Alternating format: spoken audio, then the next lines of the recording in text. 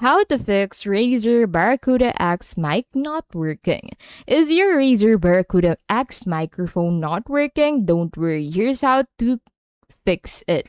So first, make sure the mic is firmly plugged into the headset and the USB dongle or Bluetooth connection is secure.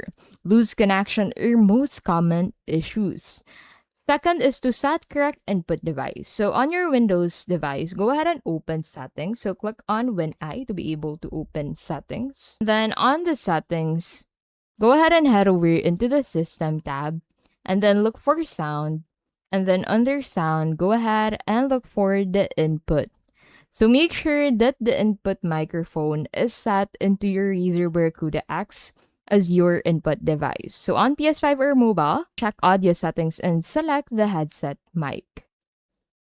Now, third is to enable microphone access. Make sure apps have permissions to use your mic. So on Windows, head over to settings and then head over into privacy.